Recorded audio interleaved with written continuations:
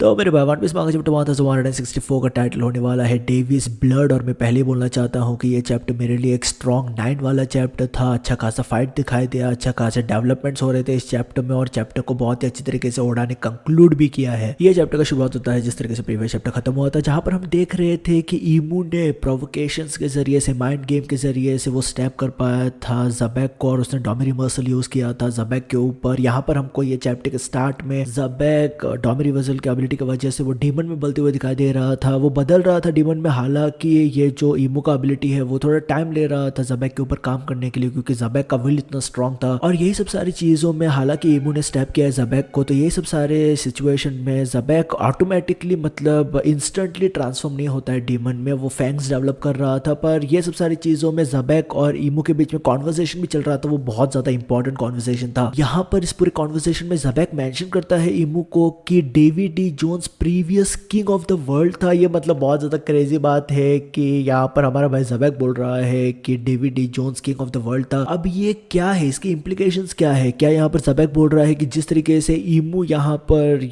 King of the world है, shadows से वो सब सारी चीजों को कंट्रोल कर रहा है, उस तरीके से क्या हमारा डेविड डी जोन्स भी पहले किंग ऑफ द वर्ल्ड था? इन द सेंस कि हम लोग ऐसे नहीं बोल सकते हैं कि मोस्ट प्रोबेबली वो सोल रूलर था इस पूरी दुनिया का, पर ऐसा हो सकता है कि एंशिएंट किंगडम बहुत ज्यादा स्ट्रांग था। हमको पता है किस तरीके से वर्ल्ड गवर्नमेंट स्टैब्लिश हुआ था, वर्ल्ड गवर्नमेंट ने फाइट किया था, वॉर, एक बहुत ही खतरनाक वॉर हुआ था वॉइड सेंचुरी में, जहां पर वर्ल्ड गवर्नमेंट मतलब स्टैब्लिश हुआ था क्योंकि उन लोग एंशिएंट किंगडम को हराना चाहते थे। 20 प्रोमिनेंट किंगडम साथ में आके उन लोग हराते हैं इस पूरे एंशिएंट किंगडम को। मोस्ट प्रोबेबली एंशिएंट किंगडम के साथ बकनियर्स थे, डी क्लैन वहां बहुत ज्यादा प्रोमिनेंट था, मे बी लुनारियंस वहां पर थे, वो सब सारी चीजें थे, मे बी ऐसा हुआ रहेगा। ऑब्वियसली ये उसके संकेत हमको दिखाई दे रहे हैं। तो वर्ल्ड गवर्नमेंट स्टैब्लिश हुआ था हरा के एंशिएंट किंगडम को। उसके बाद हमको पता चला है कि ईमू काइंड ऑफ प्रोमिनेंस में आया, पावर में आया। One of the founding members जो थे 20 किंगडम्स में वो थे नरूना फैमिली से। तो नरूना फैमिली का बंदा है ईमू और वो काइंड ऑफ मुझको पता नहीं एग्जैक्टली कैसे वो प्रोमिनेंस में आया है। 20 किंगडम्स फॉर्म तो हुए रहेंगे, पर ईमू कैसे मतलब सोल रूलर काइंड ऑफ बन गया है, वो अथॉरिटी कैसे उसको मिला, वो काइंड ऑफ क्वेश्चन में है। पर हाँ, ये हमको पता है कि ईमू अभी करंटली एक तरीके से हम लोग बोल सकते हैं रूलर है पूरे दुनिया का। तो उस तरीके से क्या डेविड जोन्स भी काइंड ऑफ रूलर था दुनिया का? लोग कंसिडर करते थे उसको ऐसे, not necessarily in the same way as ईमू, बट डेफिनेटली हाँ हम लोग बोल सकते हैं कि maybe David D Jones kind of हम लोग बोलेंगे कि एंशिएंट किंगडम का किंग रहा होगा। किसको पता यार, जो बहुत ज्यादा एक इन्फ्लुएंस कमांड करता होगा पूरे दुनिया में। ज़बेक जब डेविड डी जोन्स के बारे में मेंशन करता है कि वो किंग ऑफ द वर्ल्ड था, तो डेफिनेटली यहाँ पर ईमू बहुत ज्यादा आपको गुस्से में दिखाई दे रहा था। वो बोलता है कि तू मतलब मेरा नाम और डेविड डी जोन्स का नाम एक सेंटेंस में मत लेना, वो बंदा कभी भी किंग ऑफ द वर्ल्ड नहीं था। तो यहाँ पर ईमू बहुत ज्यादा ही हमको गुस्से में दिखाई दे रहा था जब डेविड डी जोन्स का नाम आता है और मेंशन होता है कि किंग ऑफ द वर्ल्ड था वो। तो ये मतलब बहुत ज्यादा फनी था ईमू को देख के किस तरीके से वो एज पे आ जाता है जब कभी भी जॉय बॉय या डेविड डी जोन्स का नाम मेंशन होता है। और यहाँ पर ज़बेक वही मतलब काइंड ऑफ टॉन्ट करते हुए बोलता है फिर से ईमू को कि तू इतना डरता क्यों है, तू मतलब इतना डरता क्यों है, मतलब तू ज्यादा किससे डरता है, डेविड डी जोन्स से डरता है या जॉय बॉय से डरता है? और यहाँ पर ज़बेक ऐड करते हुए बोलता है कि ईमू डरता है कि आगे चलते हुए फ्यूचर में कोई एक बंदा आएगा जो इनहेरिट करेगा डेविड डी जोन्स के विल को और वो काइंड ऑफ फुलफिल करेगा उस प्रॉमिस को। अब हमको पता है कि जॉय बॉय का कुछ प्रॉमिस था फिशमैन आइलैंड पे उस टाइम के हमको पता है कि पोसाइडन, उस टाइम की जो पोसाइडन थी, जो क्वीन थी, उसके साथ कुछ प्रॉमिस था। हमको पता है कि कुछ ना कुछ तो वहां पर एक एंगल है ये स्टोरी में जो बहुत ज्यादा एक प्रॉमिस का रोल प्रोमिनेंस में लाता है। तो यहाँ पर ज़बेक जो प्रॉमिस के बारे में बोल रहा है वो डेफिनेटली क्वाइट इंटरेस्टिंग है। मेरे को ऐसा लगता था कि डेविड डी जोन्स और जॉय बॉय एक ही बंदे हैं, पर यहाँ पर जिस तरीके से ज़बेक ने मेंशन किया है उनको ऐसा लग रहा है कि वो दो डिफरेंट बंदे हैं। तो ये जो एस्पेक्ट है जो ज़बेक ने मेंशन किया है, king of the world, promise, बाद में इनहेरिटेंस ऑफ व्हील, ये सब सारी चीजें सुन के मतलब ये सब सारी चीजें मैं जब सोचता हूँ तब मेरे दिमाग में आता है कि अच्छा चलो ठीक है, ये सब सारी चीजें जो मैं देख रहा हूँ क्या ये मतलब लूफी निभाएगा, क्या लूफी इनहेरिट करेगा ज़बेक के विल को, नॉट ज़बेक के विल को, डेविड डी जोन्स के विल को या जॉय बॉय के विल को, क्या लूफी इनहेरिट कर रहा है? Obviously we know that Luffy is own person all together, पर वो प्रॉमिस क्या था जो डेविड डी जोन्स ने नहीं निभाया या डेविड डी जोन्स प्रॉमिस को फुलफिल नहीं कर पाया, जॉय बॉय वो प्रॉमिस फुलफिल नहीं कर पाया। वो प्रॉमिस क्या था, आखिर क्या इतना इंपॉर्टेंट वो प्रॉमिस था eight the end of the day? हमको यहाँ पर ये भी याद रखना चाहिए कि जो लूफी चेस कर रहा है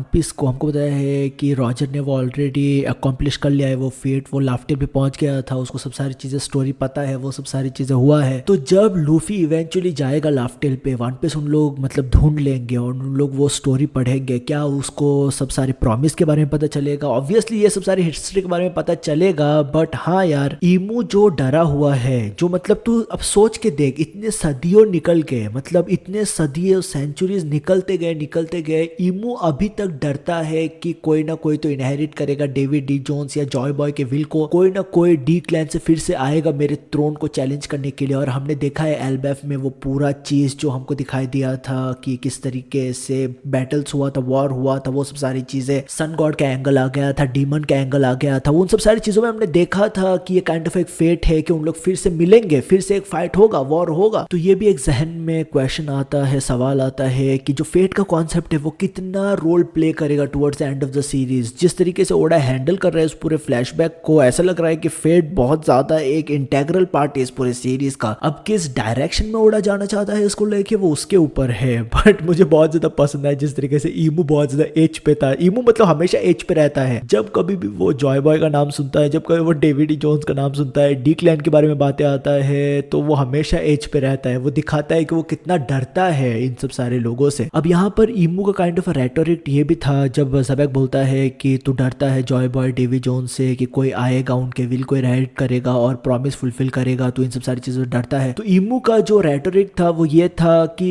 ईमू बोलता है कि अभी ऐसा नहीं होगा या अभी ऐसा नहीं हो पाएगा क्योंकि अभी मेरे पास मतलब लॉयल सोल्जर्स है, उसने मतलब परफेक्ट सोल्जर्स को डिस्कवर कर लिया है। वो यहाँ पर ऑब्वियसली जायंट्स के बारे में बात कर रहा है कि वो जायंट्स को अपनी तरफ रखेगा, और वो बोल रहा था किस तरीके से king Harald kind of naive है, काफी इंप्रेशनेबल है, और वो काइंड ऑफ उसको मदद करेगा उसके एंडेवर में। अब ये इंपॉर्टेंट इस वजह से भी है क्योंकि हमको पता है कि करंट स्टोरी लाइन में, एल्बेफ के करंट स्टोरी लाइन में हमने देखा है कि क्या हुआ है। एल्बेफ के करंट स्टोरी लाइन में हमको पता है कि किंग हेरल्ड का डेथ हो गया था, हमको पता है कि ईमू बोल रहा था कि एल्बेफ उसके कंट्रोल में बहुत लंबे समय पहले आ गया होता अगर किंग हेरल्ड ने कुछ बकचोदी ना किया होता। तो अब हमको पता नहीं है कि किंग हेरल्ड ने एग्जैक्टली क्या बकचोदी किया है, बट हाँ, जो मतलब ईमू का कोशिश है कि वो जो सॉवरन किंग है, जो सॉवरन नेशन है एल्बेफ का, उसके अंडर लाना चाहता है। ये बहुत पहले से ही वो सोच रहा था, इस टाइम से ही वो सोच रहा था एल्बेफ को अपने अंडर लाने के लिए, क्योंकि उसको पता है कि वॉर आने वाला है और वॉर में ये सब सारे सोल्जर्स बहुत ज्यादा इंपॉर्टेंट होंगे। तो इसी वजह से ईमू अपने आप को डायरेक्टली इन्वॉल्व भी किया है, इनडायरेक्टली भी हम लोग बोल सकते हैं, क्योंकि उसने गुंको के बॉडी के ऊपर पोजेशन लिया है यहाँ पर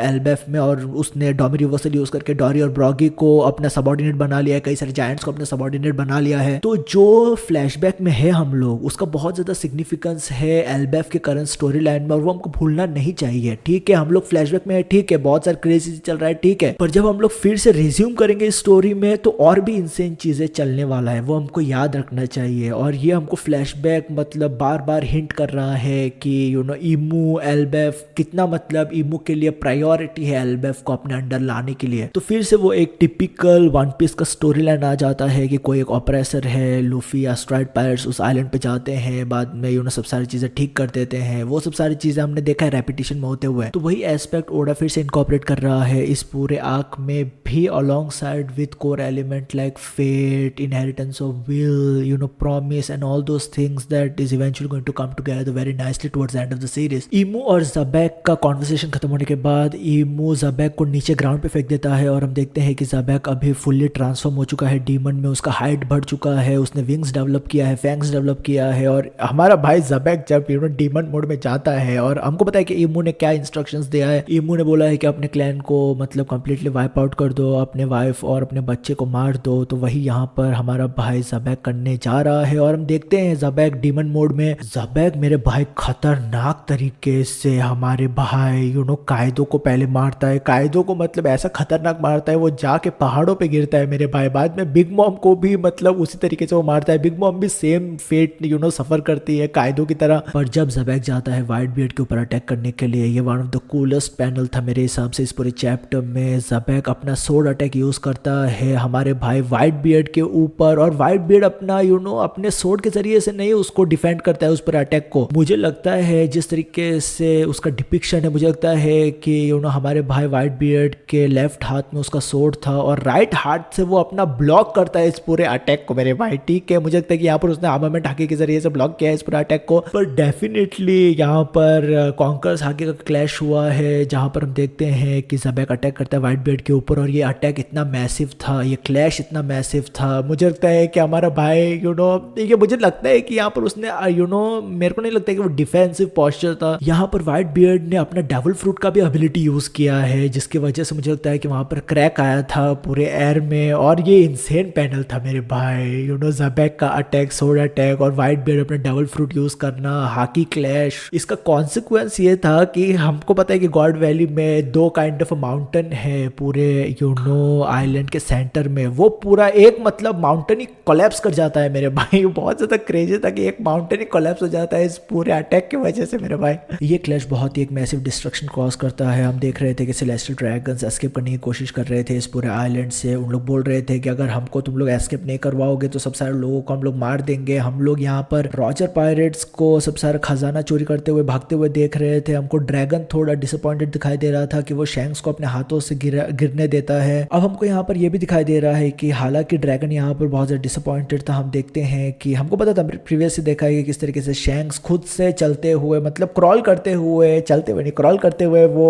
ट्रेजर चेस्ट में चला गया था। तो यहाँ पर एक पर्टिकुलर पैनल था जहाँ पर रॉजर पायरेट्स के ऊपर हम लोग फोकस कर रहे थे, और रॉजर पायरेट सब सारे खजाना चुरा के भाग रहे थे, और हमको वहाँ पर एक ट्रेजर बॉक्स भी दिखाई देता है। मुझे लगता है कि वहाँ पर उसी ट्रेजर बॉक्स में हमारा भाई शैंक्स भी रहेगा मोस्ट प्रोबेबली। यहाँ पर इस सब सारे केओस में हमको बार्थोलोमेव कोमा भी दिखाई देता है। बार्थोलोमेव कोमा सब सारे लोगों को बचाने की कोशिश कर रहा था अपने डेविल फ्रूट की एबिलिटी की मदद से। और जब हम बात करते हैं रॉक्स पायरेट के बारे में, तो रॉक्स पायरेट कंप्लीटली बिखर चुका था। अब हाँ, बिग मॉम कायदो को नॉकआउट कर दिया है हमारे भाई ज़बैक ने। व्हाइट बियर्ड के ऊपर भी एक बहुत ही खतरनाक अटैक मारा था, तो वो बहुत ज़्यादा क्रेजी बात था। पर अगर हम लोग rest of the rocks pirate के बारे में बात करते हैं, तो कैप्टन जॉन हमको बताया है कि वो खजाना लेके भागने की कोशिश कर रहा था। गांजो उसके ऊपर अटैक करता है, पर यहाँ पर हमको शीकी ट्रेजर लेके भागते हुए दिखाई दे रहा था। तो मतलब कंप्लीट कोलैप्स था यहाँ पर रॉक्स पायरेट का। ये सब सारे केओस में, ये सब सारी चीज़ों में बहुत ज़्यादा इंसैनिटी चल रहा था इस पूरे आइलैंड पे। हम देखते हैं कि ज़बैक जाग के टारगेट करता है अपने वाइफ और ब्लैक बियर्ड के ऊपर, और ज़बैक की वाइफ मतलब रोते रोते भाग रही थी। वो कोशिश कर रही थी यहाँ से एस्केप करने के लिए,